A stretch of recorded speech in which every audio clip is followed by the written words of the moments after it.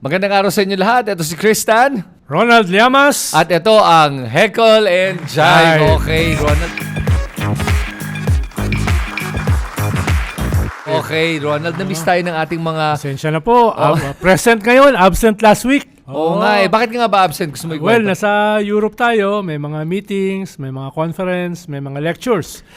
Doon sa ating mga OFW na nakasama ko ron. No? Kamusta po kayo lahat? Yun. Nako, na-shout out tuloy yun mga yun. Ronald, alam mo nung nawala ka dito, nasubaybayan mo ba lahat ng mga pangyayari dito last week? Oo, ang aga nga ng mga interview. Dahil iba oras 7 hours na difference. Oo nga, no?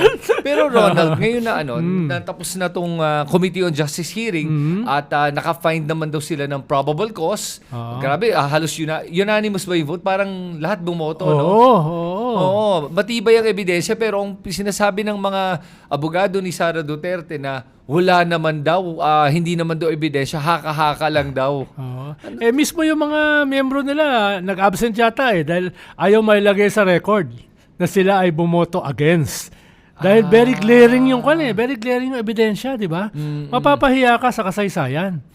Pero mo babalik-balikan yan ng mga estudyante. Paano yung botohan? No? Madriaga testimony, bank accounts in the billions, threat laban sa presidential family, di ba? Yeah. Paano mo papaliwanag na hindi ka bumoto ron? Paano ipapaliwanag ng mga congressman sa May 11 kung hindi sila boboto? Paano ipapaliwanag ng mga senador? No? Paano kung hindi sila magko-convict kay Sara as a trial court? So ang hirap niya na. Kasi kung titignan mo, di ba? Kahit isa lang doon sa mga nakalagay sa articles of impeachment, kahit isa lang, di ba? Ay proven na totoo, that's enough for a conviction. Yes, tapos galit na galit sila na nagkaroon ng ganyang hearing. Sila nag-request niyan due process daw. Oo nga. Para daw mayroon silang pagkakataon para ipaliwanag yung kanilang sagot. Ito may pagkakataon, hindi naman sila sumagot. Tapos yung mga sagot nila na wala dun sa Justice Committee hearing, Ginawa. ang lalabo, di ba? Saan ginawa sa press con? May una nilang sagot doon kay Madriaga. Absolutely, hindi ko yung kilala, never ko pa na-meet. Walang personal or professional Lumabas. Daming resibo, daming picture, daming video, may birthday greeting pa. Di ba? Absolutely, hindi daw niya na-meet or nakausap o kilala. Ikalawa, bank accounts. Grabe yung paliwanag nila ron, ha? Grabe yung paliwanag ng kanilang mga abogado. Na transaction lang daw. Na ito ay dumaan lang daw sa kanilang bank accounts, no? Ito daw ay kasama sa others, no? Tapos yung asawa na nagsampa pa ng kaso, bakit siya nakasama? Parang hindi abogado. Sa SALN, kasamang asawa, immediate family. Di ba? So, grabe yun, para silang lumulubog sa kumunoy. Tapos yung mga abogado nila, pag nagpapaliwanag sa kanilang depensa, parang tinatapakan sila sa ulo para malubog sa kumunoy. Laki ng bayad doon, parang si Kaufman. Di ba? Pero tapos ito, panghuli, hindi daw niya sinabi yung threat sa presidente. Buong mundo napanood Hindi lang buong Pilipinas. Denial pa rin Splice daw. Diba? Imagine mo yung mga sagot dito. Mahina yung mga abogado. At kahit mismo si, Michael Poa, yung attorney Michael Poa. Yun, si Mr. Others. Oo nga sabi din nga niya na, hindi naman namin sinasabing hindi totoo yung bank transaction. Pero, may mapapaliwanag naman daw. Paliwanag mo. Hindi kaya Kaya sabi ko, good luck talaga pagdating sa Senado. Wala silang denial doon sa bank transactions. No, ang paliwanag lang nila ay dumaan lang, others, at saka private. Bank secrecy laws, no? Yun na nga Pero ang linaw-linaw kasi naman ng mga bank secrecy laws na pag impeachment, talagang pwedeng buksan yan. At saka yung bank secrecy laws yan, pag tinignan mo, the purpose of, kaya meron yun, kasi ina-avoid nila ay, for example, yung mga nagtatrabaho sa bangko, na i-leak yung magkano meron, ganun yun ang ina-avoid talaga nun Correct. Hindi para accountability, ibang usapan yun. Kaya nga nakakatawa na sabihin na absolute yun. Kaya ikaw, Chris, pag meron kang kaso, hypothetically, wag mo kukunin mga abogado yan. Kukunin mo na lang si Falsis. Si Falsis si Dino, no? Kahit madadaldal, magagaling yun, di ba? Magaling yun. Parod ko pa yung debate ni Francis K. Libayan. Di ba nakadebate mo rin yun? Oo, nakadebate. Natatawa ko, alam mo. Si Kwan pa? Si Shelo pa ang Kwan? Natatawa ko kasi si Attorney Libayan. Ay, mukha namang mabait na tao yan. Pero natatawa ko, yung palagi sa show niya, sabi niya, Dunning-Kruger effect, Dunning-Kruger effect. Sabi ko, baka ikaw yung may Dunning-Kruger effect, yung ginagaslight ang kanyang mga viewers na itong mga kausap mo lahat, Dunning-Kruger effect. Pero teka lang, sometimes kung ano yung binibintang mo, baka ikaw yun Kaya bigo talaga. Tapos, nakikipagdebate, parang, dude, hindi mo ba nagigets? Talaga, pumasok ko pa dyan, napapahiya ka lang araw-araw. Inaman din ang debate. Oh, mayroon nga. Di ba, inaman ako. Oo nga, sabi ko, wag na kay Falsis. Sinabi ko naman kay Falsis, wag na. Wag mo nang patulan. Kawawa naman. Sinabi ko kawawa naman. Wag mo nang mapapahiya na naman. Pero ang mas nakakatawa, yung mga followers niya, ay ini-spin pa rin na siya daw yung nanalo, siya daw yung magaling. Tawa ko lang, tawa lang. Ang papatulan ko, yung mga cool pals, yan. Bardagulan yan to the max. Talagang bakbakan yan.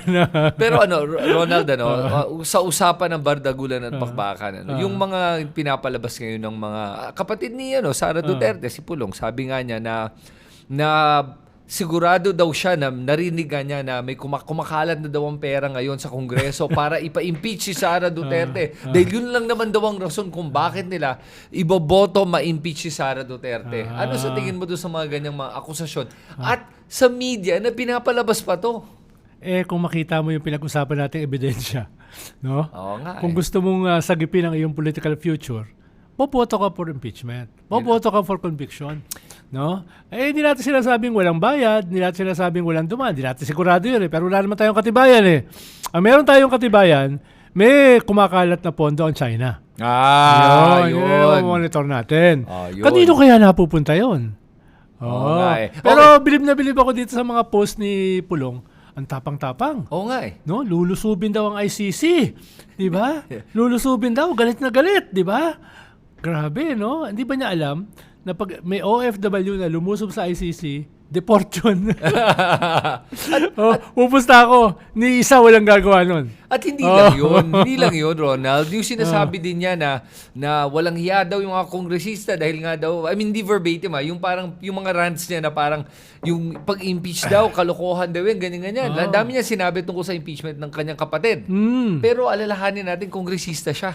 Kung hindi naman siya sumipot sa Committee on Justice hearing. Ang tatapang nyo. At tulungan niya kung talagang tingin niyang pinaparusahan lang siya at walang basihan to. Bakit hindi siya pumunta doon sa Committee on Justice hearing para ipaglaban yung kapatid niya? Si Congressman Premonition Marcoleta nga, lagi nandun kahit hindi membro diba? Kahit supalpal kay Luistro, kay Percy Sandanya, kay Chel Jokno, pero nandun lagi. No? Ang kapal na mukha nun, no? Bilib din ako, no? Supalpal na lang lahat. Pero at least yun na nga. Yun at least naman, bibigay ko yung kay Marcoleta. At least dumadalo, di ba? Sinusubukan niya lumaban. Kahit si Suntay, at least sinusubukan. Pero itong si... Kahit nagkakalat, no? Kahit nagkakalat. Pero itong si Pulong, Walat. Nakakahiya talaga. Tapang-tapang pa, di ba? At saka ito lang isa pang sabihin ko sa'yo, Ronald, napansin ko. Nung last impeachment ni Sara Duterte, ilan ang bumoto for impeachment? Ilan? 260. Mga 260, di ba? Lampas 260 yan, di ba? Halos lahat, di ba? Ilan tingin mo magboboto ngayon? Well, minimum dyan, 160. Okay. Minimum. Tingin mo 160 o minimum. Siyempre, gusto nilang pataasin pa, no? Lalo na after nitong bank accounts. Okay, kasi para sa akin ganito yan, Ronald. Pag bumaba yan ng 200, pag hindi yan umabot ng 260, gusto ko malaman yung pangalan. Sabihin natin tama yung sinabi mo na 160 lang ang boboto. Gusto ko malaman sino yung 100 na yan na hindi boboto sa impeachment ngayon. Ngayon na mas matibay na hinarap ang ebidensya, sinampal sa mukha natin lahat yung ebidensya na kailangan matuloy itong impeachment tapos hindi sila boboto. Ngayon pa. Diba? Ngayon pa hindi sila boboto. Isa-isahin natin. Malalaman natin. Malamang 95% dyan nagkasakit. Kasi ano pa ba ang rason kung bakit hindi na sila boboto ngayon? Absent. O kaya yung NUP na biglang di ba naalala mo nung parang last month ba yun na nagsabi sila na hindi kami boboto sa impeachment. At saka, by the way, yung budget namin nawawala. Bakit di pa daw ina-aprobahan? Lahat ng NUP bumoto sa Justice Committee. Lahat sila bumoto. Bumoto. Oo. Okay. Bumoto. No? Good. Oo. Kasi kung hindi, Mga NPC pa ngayon may absent eh. talaga. Okay, good. Kasi Oo. kung hindi, talagang madidisappoint ako sa ating mga kongresista. O yan, sinasabi na namin ngayon to, Pag hindi ito umabot ng 260, magtataka ako sino yung mga hindi bumoto ngayon na bumoto dati. At gusto namin malaman, bakit biglang ngayon hindi sila boboto? O yan, Correct. Dali natin ngayon sa Senado naman yung usapan. Ronald, tagal na natin pinag-uusapan to eh. Tingin mo ba magkakaroon ng lakas loob etong mga mukhang kaalyado ni Duterte, mga DDS, aside from Robin Padilla, who inaamin naman niya tuta siya. Kaya yun... Hindi, sinabi nga ni Robin Hood Padilla eh. No? Magpapatokhang na rin daw siya. No, ng mga adik. Adik yun na sinabi niya para makasama niya si Digong sa ICC, sa The Hague. Di ba? Grabe, Diba? no? Biro mo?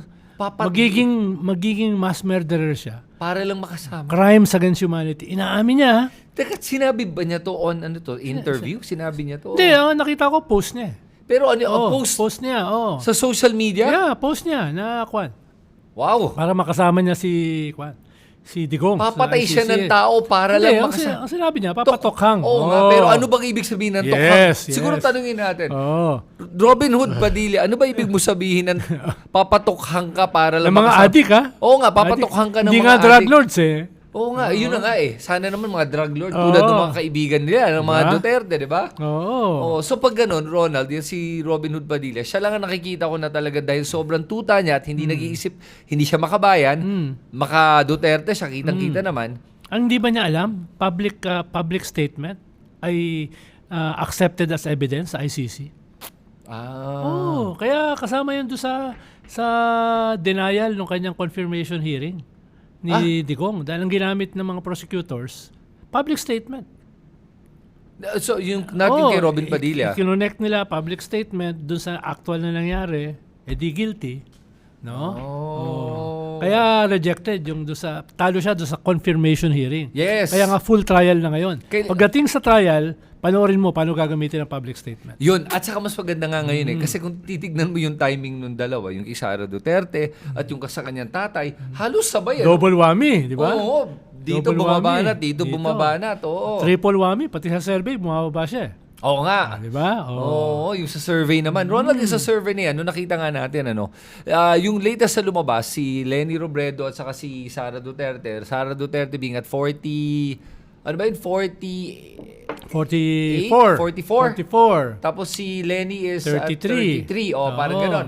11%. Hindi pa kasama dyan yung margin of error. Oo nga. No? Pero Ronald, ang nakakabahala sa akin yung nakita ko, ang ko lang napansin mo yung detaling to. Sa Mindanao, 88% daw Yes. ay boboto kay Sara Duterte. Yes. Dahil siya lang ang Mindanaoan na kandidato. Mahalaga yun sa kanila. Pero bakit Dahil for a long time, ang tawag dyan na historical crime, yung pinakamayaman na bahagi ng Pilipinas, pinakamahirap din. So nung first time na nagkaroon sila ng presidente na taga Mindanao, tuwan-tuwa sila. At ngayon, gusto nila magpatuloy yun. Ang problema, napagtatakpan yung mga kapalpakan, yung kasamaan na ginawa. Paano nangunguna yung regionalism? Natatakpan sana naman, nagpipikit mata na lang sila, nagbubulag-bulagan? Baka all of the above. Pero sana naman ay maggising sila na nakakasama sa kanila bilang mga Mindanaoan. Nakakasama sa kanila na parang susuportahan nyo isang mass murderer? Susuportahan nyo yung ganitong klase ng leader? No? Baka meron naman dyan mas magagaling pa. Makahanap kayo ng mga mas magagaling pa. Kahit ako, susuportahan ko yan. Diba? Yung magaling na malinis, hindi mamamatay tao, hindi magnanakaw. Diba? Hindi minumura ang Diyos, hindi minumura ang Papa, diba? Hindi balahura. Hanap kayo. Tulong pa ako sa kampanya. Alam mo, para sa akin, Ronald, ganito. Siguro para sa mga kababayan nating taga Mindanao, alalahanin po natin na lahat tayo ay Pilipino. Bago tayo maging tribalistic o isipin natin yung regionalism natin, Pilipino tayong lahat. Maka-Pilipino muna. Makabayan muna tayo bago maging maka-Mindanao o maka-Luzon. Ako, I never talk about na parang, taga-Luzon ako. Hindi. Ako palagi pinag-uusapan natin ay bilang isang Pilipino at magkaisa tayo doon.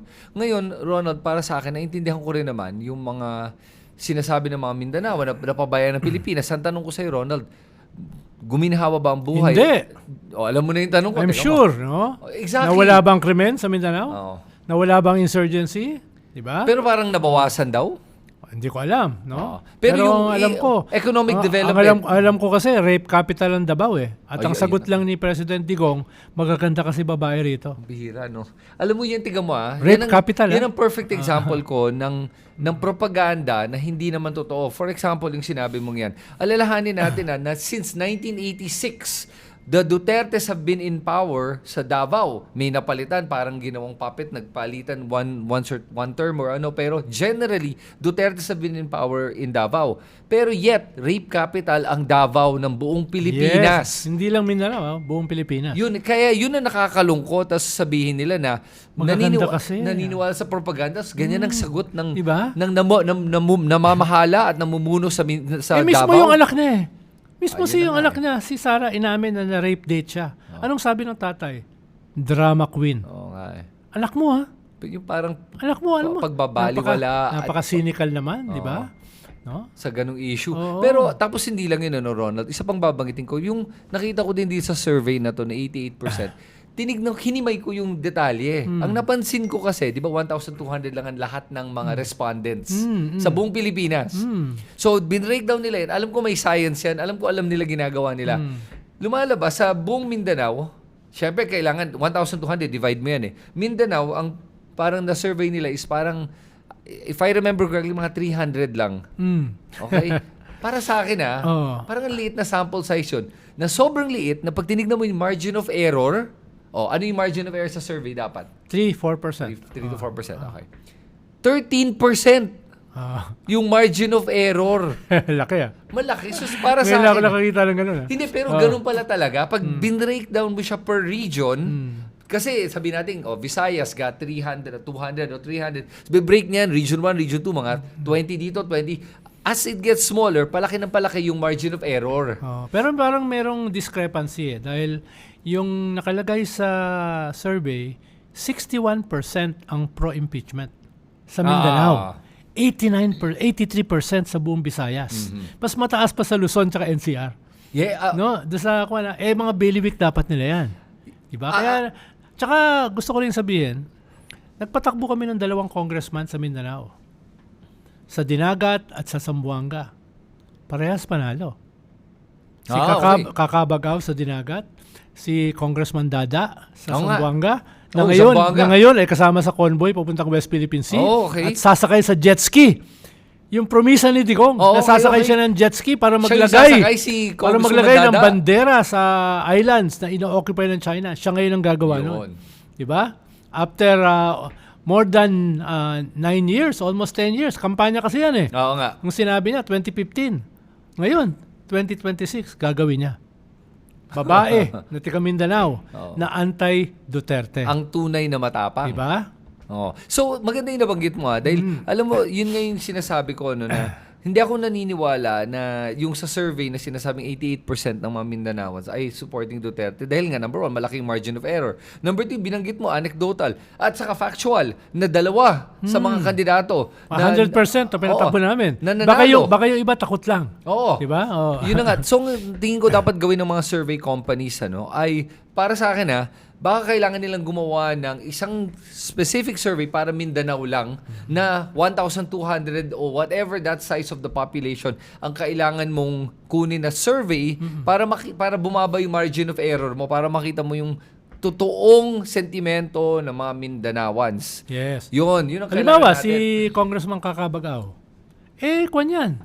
Lumaban hindi lamang sa mga DDS. Lumaban yan sa isang sekta na napaka-powerful sa Dinagat, Ecleo. Yung PBMA ba yun? Okay. Oo, yan. Okay. Sekta, sinasambayan dyan. Tinalo niya pareho. Ibig sabihin, kung meron mga matatapang na handang lumaban, basta malinaw yung paliwanag nila, ano kanilang pinaglalaban, tingin ko kayang manalo. Halimbawa, mga Pacquiao, hawak nila Jensan. Oo nga. Tsaka Sarangani. Kalaban niya ng mga Duterte. Ba't sila nanalo? Diyan. Si Lovely Granada, Mindanao yan. Oo nga. Southern Mindanao.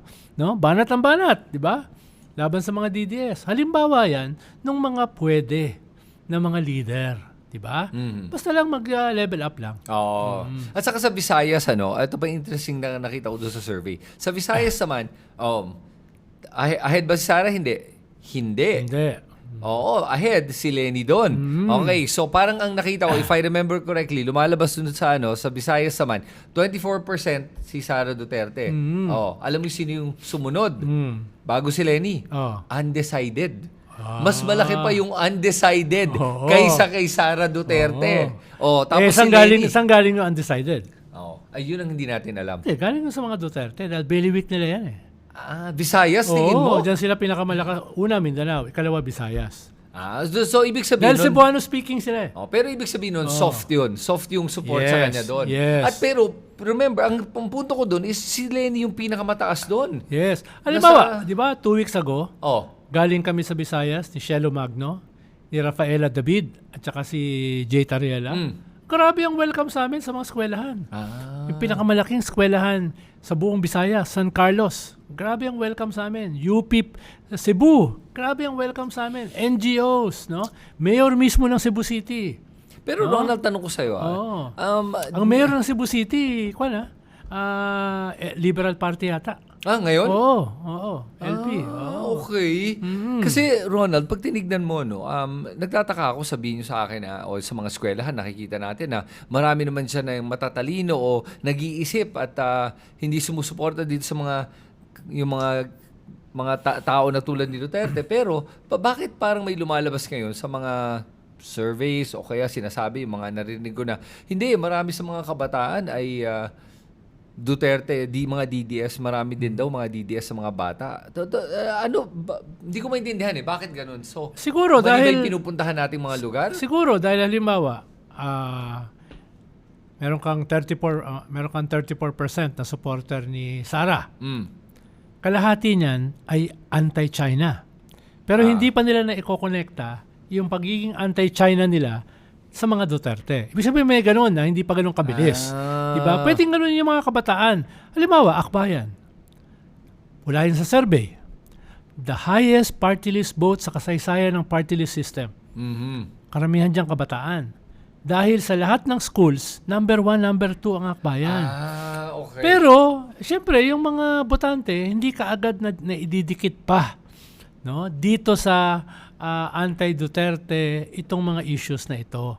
Ibig sabihin, kulang pa sa politicalization at saka sa education. Yun yung kailangang habulin.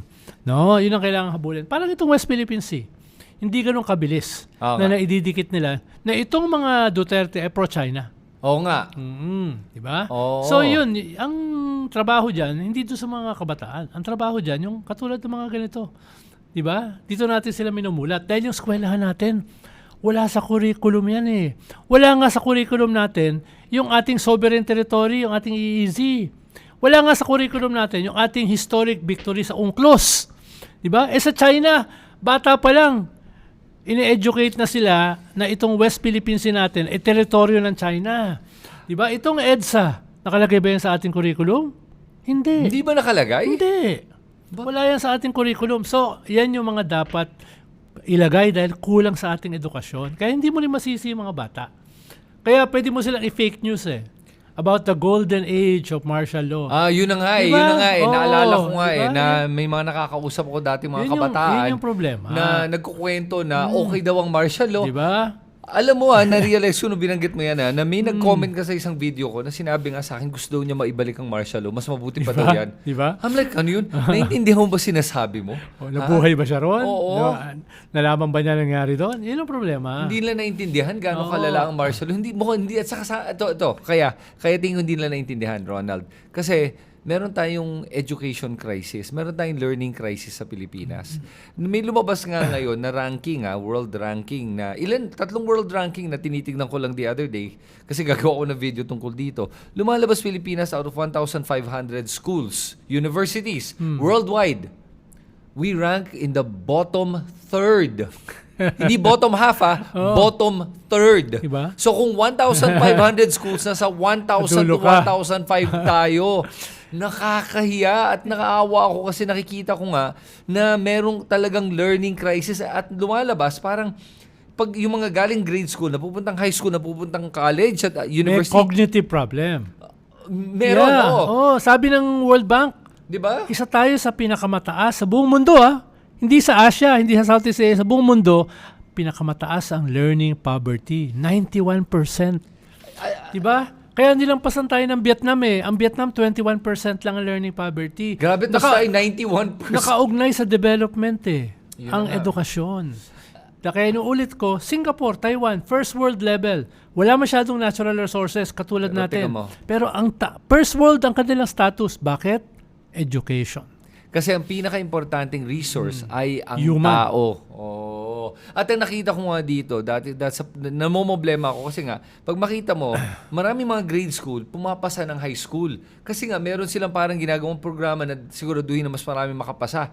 Pero sa proseso nun, quantity over quality ang nangyayari. Ibig sabihin nun, pumapasa nga, pero wala namang comprehension, hindi makaintindi ng basic English, Correct. basic math, basic science, math, hindi maintindihan. Kung ako ang maging Secretary of Education, which will never happen, una kong gagawin, mga elementary students, lalo na sa mga far-flung areas na mahihirap, bibigyan ko ng pagkain, bibigyan ko ng bitamina, bibigyan ko ng gatas, etc.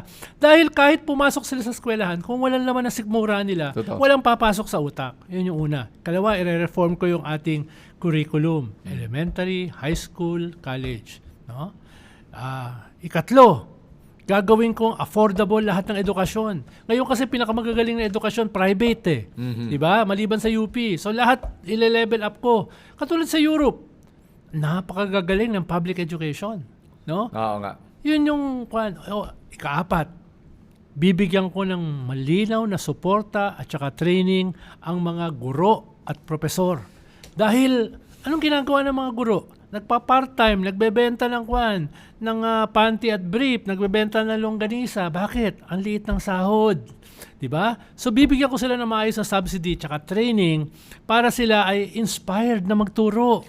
Nung sa ibang bansa kasi, lalo na sa Europa, napaka-privilege ng isang guro. Tinitignan ng mataas yan. Sa atin, parang parang mga... Kailangan lang ng trabaho? Ganun? Oo, parang na sila, minimum wage Oo nga. earner.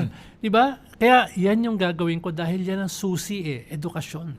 Para saan pa natural resources mo kung yung iyong human resources hindi mo dinedevelop? Oo. Halimbawa, sa Europe, sanggol pa lang, meron ng allowance. Hanggat hindi nakakahanap ng trabaho, may allowance galing sa gobyerno. Yes. Bakit? Ang pinakamahalagang resource ng isang bansa, kabataan. Yun. Diba? Talagang subsidize yan. Alam mo yung nakita kong problema din na recently na nabanggit nga, nakita ko to sa balita na parang yung mga guro nga, may isang sektor sa kanila na grupo na nagsasabi nga na dapat taasan na daw yung sahod nila, 50,000 a month. Yun ang isa. Number one. Number two, may isa pang problema. Kadalasan daw, yung mga guro natin ngayon, nagtuturo sa mga subject matter na hindi naman sila eksperto. For example, magtuturo ng math, English graduate naman siya. Yun ang nangyayari daw ngayon. Ngayon sa tingin ko nga, sa kakulangan ng mga maayos na guro, kung sige, ikaw na rin magturo na itong math o science, kahit wala kang alam sa physics, ikaw pinapaturo. Kaya ang problema, yung mismong kaalaman ng guro ay kulang at kulang siya sa training. Ano pa yung napapasa sa kabataan? Yes. Ikalima, corruption. Yun pa. Halimbawa, yung DepEd scandal. Pumili ka ng overpriced na mga laptop, Tapos, sobrang overpriced, sobrang baba ng quality. Ang bilis kasi ng pagbabago niyan Hindi pa umabot sa mga guro. Imagine mo yan, double, triple corruption. Yeah. Yun nangyari.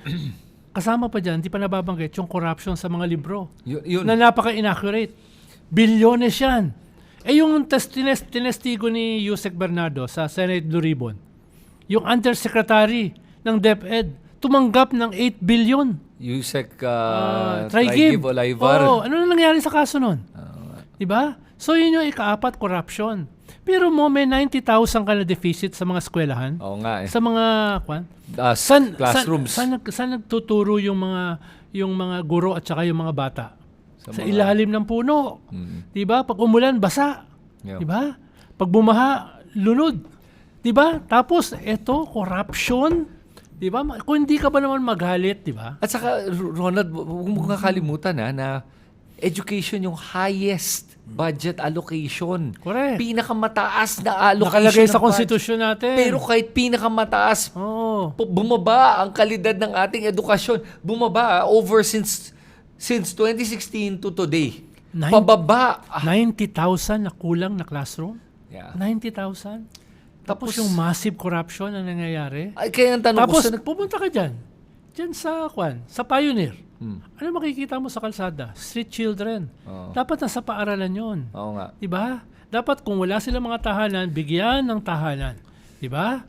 Oo nga. Yun yung mga kailangan. Ito yung ating future. Yan yung ating kabataan. Hindi yung mga nepo babies na nakatapos ng mga mamahaling mga paaralan tapos walang ginawa kung hindi magpasasado sa ninakaw ng kanilang mga magulang. Oo nga eh. Diba? Pero Ronald, sige, bagitin ko din yung sinabi mo tungkol sa mga libro natin hindi lang mali yung grammar hindi lang yun Mismo yung Oo. nakasulat, diba? Oo, yung mismo nakasulat, mali. Nabasa ko yan. Yung informasyon, mali. Oo. Nakakatakot talaga kasi ang nakikita ko nangyayari dito, yung corruption sa ating edukasyon, pagbibigay ng mga sa publisher, yung binibigyan nila ay yung mga kung sino siguro maglalagay ng malaki. Pinakamalaking makukuha ang kickback, yan ang makakuha ng mga kontrata kahit hindi sila marunong gumawa ng tamang mga libro para sa ating mga kabataan. Yung libro na Quago ni Vice President. Yun, tingnan mo, na ginasusan niya para ipagkalat na sino ba ang tunay na kaibigan natin.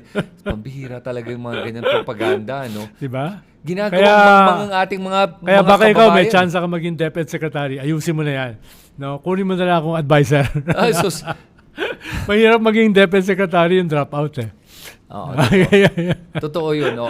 Dropout ng... Ako dropout. Ako dropout. Pero Ronald, alam mo, yun ang problema ko pag tinignan mo.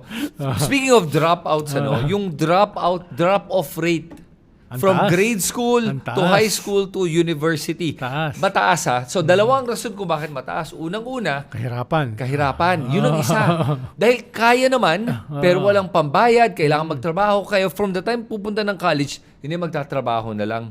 At saka, ang formative age sa utak ng isang tao, 5 years old hanggang 8, 10 years old. Yes. Tapos dun gutom ang mga bata. Yun. Pag yung naporma na yung utak nila, ang hirap nang mabago yun. Yun, totoo. Kaya yun ang bubuhusan ko ng pagkain, vitamina, sustansya, di ba? Guidance, yun ang bubuhusan ko. Nakapaglibot ako dati 30 years ago sa Sweden. Grabe ang alaga sa mga elementary. No? Alagang-alaga. Dahil ito yung kinabukasan ng bansa eh. Di ba? Tapos yung mga guro, ang trato bayani. 'Di ba? Ang trato bayani. Anong trato sa ating mga guro? 'Di ba? Mga basura ang trato, 'di ba? Mga almost manlilimos. Yeah. Ang Kawawa trato, talaga, 'di ba? Ayun, yun sana. Yun ang kailangan ma-develop. Pero Ronald, naintindihan ko naman na syempre national government dapat meron siyang parang nationwide program tungkol dito. Pero pwede masisisi mo din ba o mabibintang ba natin din yung mga LGUs? Wala ba silang partisipasyon dito para makatulong? Kasi di ba? Kasama, kailangan talaga overhaul. All of government ang approach. Kaya all of government din ang pag-aayos. Yung Secretary of Education mo, na-link sa corruption sa Blue Ribbon Committee. Hindi, kahit ngayon. Ayun ngayon din. Ay, sus. Diba? Kahit ngayon, na-link sila eh. No, pasensya na. Oo. Mahirap talaga kung sikat yung kausap mo eh. Ang daming... Nakapatay na yung call eh. May ganun, kahit nakapatay, may nakakapasok. Ganun ka-importante yung mga nakakapasok. Kahit naka-silent mode. Yun, kailangan i-overhaul talaga. Tao, leaders, budget, curriculum. Pero diba, Ronald, sinasabi mo yan sa akin ngayon, nalulungkot ako na sinabi mo na pati pala yung ngayong education secretary medyo may na-link na sa Blue Ribbon eh. Tsaka yung kanyang undersecretary. Oo nga, dahil sa undersecretary niya. Ang link sa kanya dahil sa undersecretary na matagal na daw na kasama ng tatay pa niya. Sa kanya. Mismo yung budget secretary na very close dun sa kanyang undersecretary. Very close. No? Pati yung budget secretary, staff ng tatay niya yan. Okay. Hindi, ako naman, Natanggal yun. pero tingin ko lang as a education secretary, ginagawa naman niya yung trabaho niya. Tingin ko naman kasi mukhang meron naman siya talagang sinseridad na ayusin yung problema ng edukasyon. Sana. Sa tingin ko at ang problema ko din, Ronald, kasi ngayon, sabihin na nga natin, sige, kailangan palitan, kailangan ayusin natin. Ronald, bakit parang palaging pare-pareho na lang kasi yung mga nalalagay sa mga pwestong to? Na bakit hindi sila maglagay ng tunay na may malasakit para sa edukasyon? Marami yan. Bakit hindi nalalagay sa pwesto? Bakit? Hindi sila political Action Dahil nga magagaling, matitino. Sa UP lang. Ang dami magagaling Meron kang Randy David. Diba? Na pwedeng gawing DepEd Secretary. Meron kang Professor Guy Estrada Claudio. Diba? Maraming mga ganyan sa UP. No? Tapos hindi ginagawang DepEd Secretary. Walang connect o kaya hindi EPAL. Oo, diba? kasi yun gusto nila trabaho lang diba? Yun ang nakikita kong problema sa gobyerno. Sheno Magno. Kanya full professor yan sa UP School of Economics tinanggal yung mga ganun, diba? Maraming mga ganyan. No? Na dapat ginawang... Pwede kitang offhand, bigyan ng 10 listahan Diba? Maraming mga galing. Pero hindi lang EPAL at saka hindi mga politiko. Yun lang ang kaibahan. No? Paano natin Dahil babaguhin? siyempre, ang pinipili kasi panglagay sa cabinet, yung mga may connect. Yun na nga. Diba? Palakasan diba? Diba? May dalawang may mga kampo yan. Political loyalties. Diba? Kung sino yung tumulong na itong panahon na to. Yan. Kaya ikaw, hindi ka magiging cabinet secretary. Wala kang connect. hindi naman ako nag-aambisyon sa totoo lang. At para sa akin, Ronald, siguro, yung pagiging cabinet secretary ay, public service yan, at serbisyo yan, at sakripisyo yan. Pero kung tinanong siguro ako, gagawin ko dahil nga yun ang pagkakataon mong tumulong ng Halimbawa ngayon, Labor Day. Nitong nakaraang mga tanong, ng mga taon, may narinig ka ba sa Secretary of Labor? Sino nga ba? Hindi mo alam kung sino nga diba? ba? Laguesma. Secretary Laguesma. Hindi, wala ka narinig. Parang wala. Ngayon, Labor Day.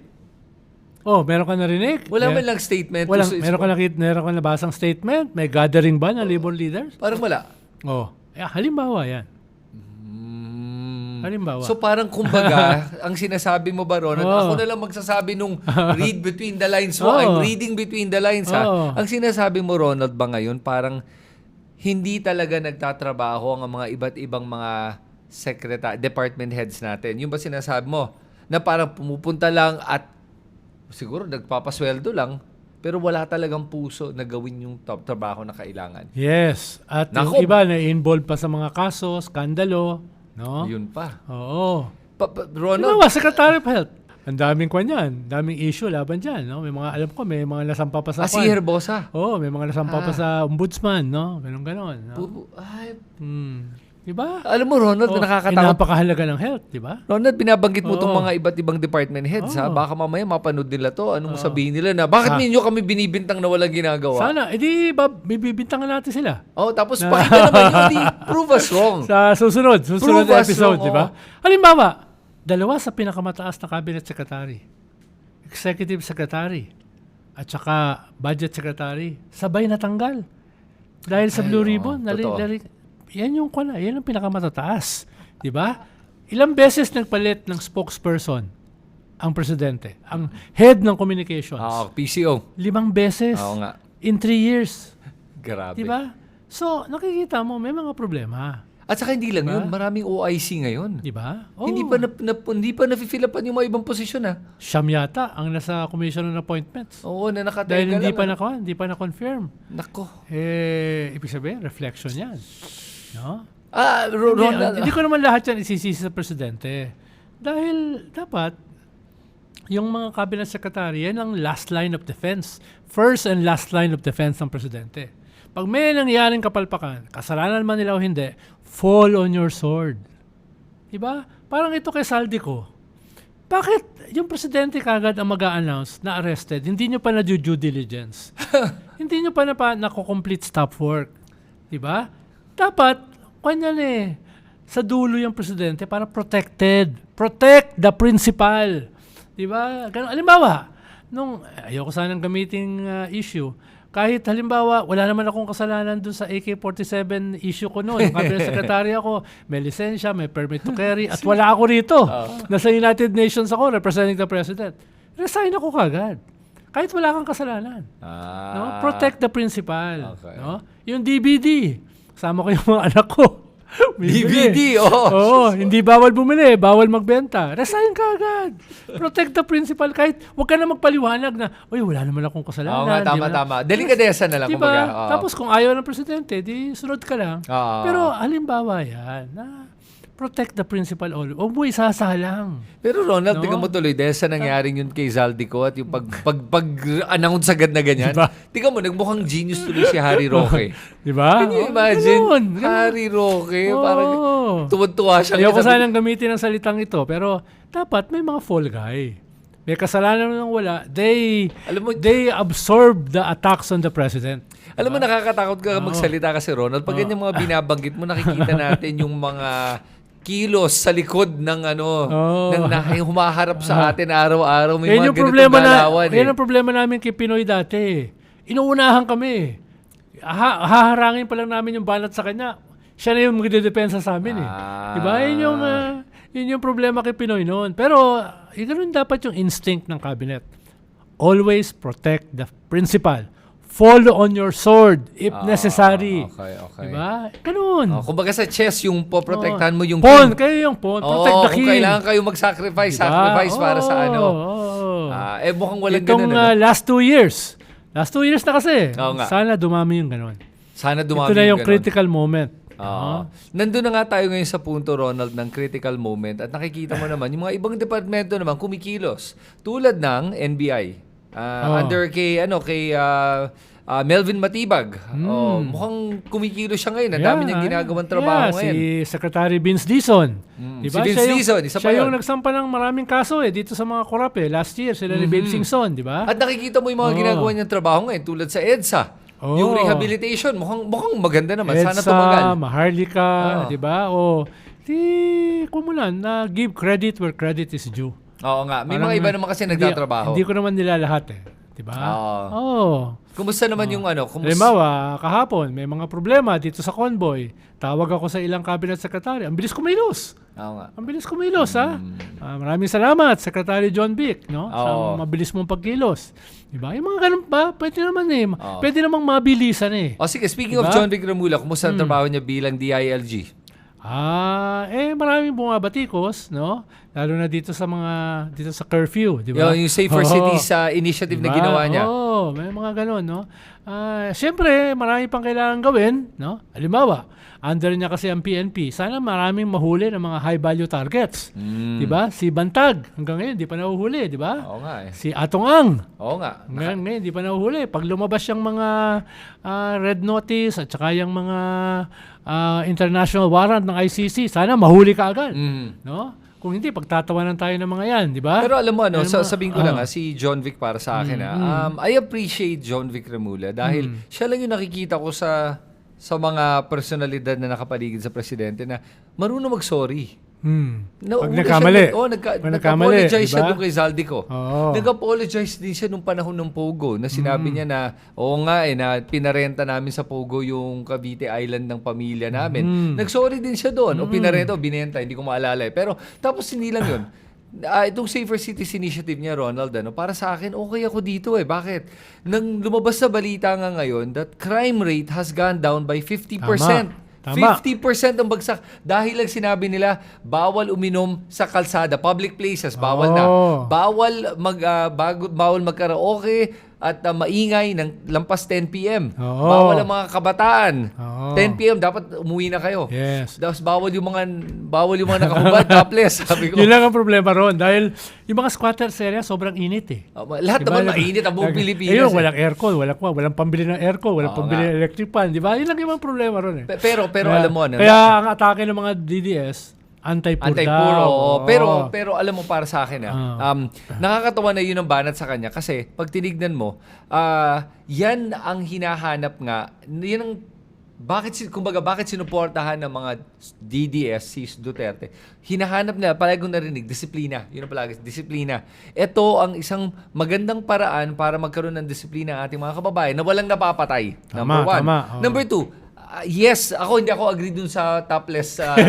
Kasi pag tumatakbo ko sa labas, ang init, gusto ko talaga mag-topless. Bawal. Pero Nako, baka may magkagulo sa inyo yan. Baka patay ako dyan eh. Pero hindi, Ronald, alam mo kung bakit? Naiintindihan ko kung ba't tama din naman yun. Alam mo din eh. Ganito yun eh. Kasi kung turuan natin ang ating mga kababayan na magbihis ng disente, nakakatulong yan sa ugaling pagiging disente. Bakit? Tignan mo, kagaya sa atin ngayon, naka-coat tayo ngayon, naka-jacket tayo. Mas disente tayo magsalita. May may epekto yan. Psychologically, tama. Pag may isang formal gathering, nakabarong Tagalog ka, mas maayos ang kilos mo. Ganun din yun eh. Meron psychological effect yan. Tama yun. No? Pero yun lang kasi, yung pinakaaba sa ating lipunan. Tumira ako dyan eh. Sa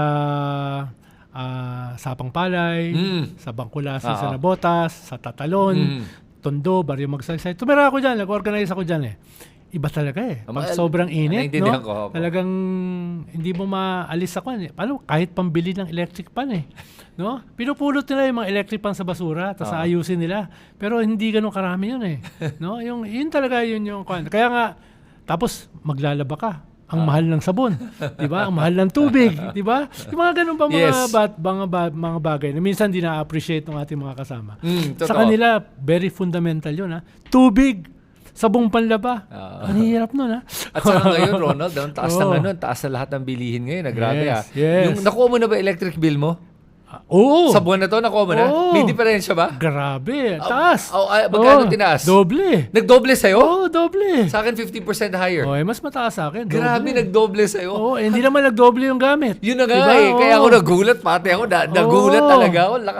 Lakataas talaga ng lahat ngayon. Kaya, ang hirap lang, papatay mo yung aircon, tapos bubuksan mo uli. Lalong lumalaki ang kuryente, di ba? So parang gusto mo buksan na lang buong araw. Off-on, di ba? Yung ganon. Kaya hindi mo alam eh. Tapos bala ko magpa-solar eh. Pero syempre, hindi rin ganun kamura yun. Pero pag tinignan mo kahit na 5 taon ata, parang makakabawi ka at malaki yung savings mo at parang sulit siya. Baka yun, subukan ko yun. Subukan mo kasi mga nakita ko doon. Subukan ko yun, Parang ganda nung resulta sa kanila noon eh. Nasa bahay ka. Alam mo, bumili ako ng solar? Para sa cellphone lang. Para sa cellphone. Para pag nawala yung supply, pag nawala yung supply ng kuryente at saka ng coal at saka ng gasolina, pinakamahalaga ay cellphone. Mawala na lahat. Kahit pagkain. Cellphone. Basta yung battery, wag mawala, di ba? Malinaw na priorities natin, no? Alam mo, Ronald, paano ako magpo-podcast? Paano mo ako interviewin, di ba? Ay, nako, Ronald. Alam mo, Ronald, salamat sa usapan natin ngayon. At sa mga viewers natin, I hope may mga napulot kayo sa mga pinag-usapan namin. Konting pahabol lang. May pahabol dahil ka ba? Meron tayong convoy ngayon eh. Nga, yung convoy, binanggit mo pala. Diba? Anong convoy to? Baka isipin nila kotse. Hindi, convoy ng barko. Ika-4 na ito ng atin ito. 2 ito, isa galing sa Puerto Princesa, isa galing sa Manila, papunta ng Pag-asa. No, para magdala ng supplies, gasolina, pagkain sa mga tika-Pag-asa. Pag-asa Island, yung pinaka-westernmost part ng ating exclusive economic zone. Suporta yan sa kanila doon. Wow. At para mapaliwanag natin, ma-normalize ang West Philippine Sea na atin ito. No? Dahil merong programa ngayon, yung mga tika-Pag-asa, para magdala ng mga turista ron. So, sasabayan natin yan. Pero ito hindi mga turista, mga advocates ito. Kasama si Congressman Dada, na magje-jet ski. Magje-jet ski siya talaga? Wow, very symbolic yun. Kasama si Lovely. Lovely Granada. Nandyan sila. No? Kasama si Rafaela David. So, dyan sila pupunta ngayon. No? May maglalanding pa sana ng aeroplano eh. Kaso nawala yung aeroplano. No? Kaya hindi makapag-landing sila Congressman Chel Jokno at saka si Percy Sandanya. No? Medyo na... Kaya, historic yan. Dahil for the first time, mag-jet ski ang isang congresswoman na 10 years ago, pinromisa ng isang presidente. Diba? Na hindi naman ginawa. At naging pro-China pa. Yun na nga Kaya, kung nyo sila, panoorin nyo, live habang nangyayari, maraming media, foreign, tsaka domestic ang kasama. At ngayon pa lang, ay sinashadow na sila ng mga Chinese vessels, Chinese Navy. Grabe. Sabi nga ni Labri Granada, kitang-kita niya. Ganun kalapit. Inaanino sila. Malapit na bandang Mindoro pa lang sila. Sinashadow na sila. Wow, Mindoro pa lang. Ha? Oh, Mindoro sa Mindoro mismong pa lang. Oh. atin yun.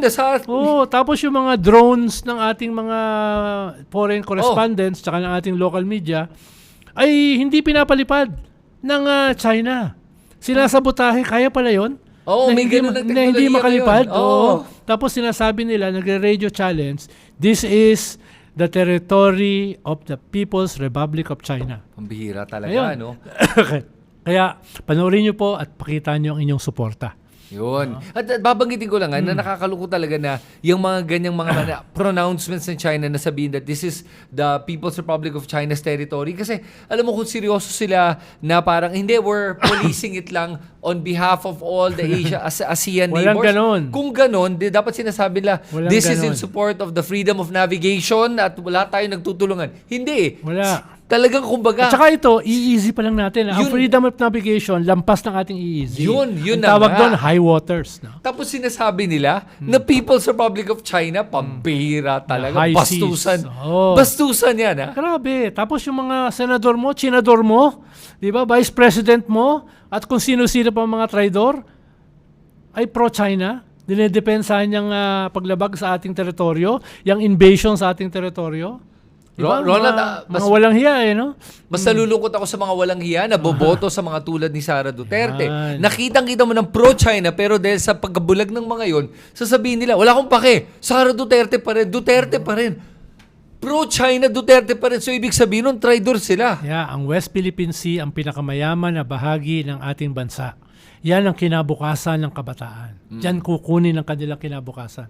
Kaya pag hindi nyo pinaglaban yan, no, ay traidor kayo sa kinabukasan ng inyong mga anak at ng inyong mga apo.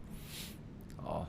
And with that, Ronald, sana naman natauhan yung mga iba dyan sa mga nanonood. May mga nanonood tayo mga Duterte supporters na fans natin. Alam mo ba yun? Fans natin sila. Salamat. Oo. Oh, salamat. Minumura ako araw-araw. Okay lang pero yun. fans natin sila. Okay lang Oo. yun. Basta pakinggan nyo yung aming sinasabi. Walang problema. No? Oo. At pagdebatihan nyo. O yun na nga eh. No? Yun naman palagi sinasabi. Okay lang naman makipag-usap.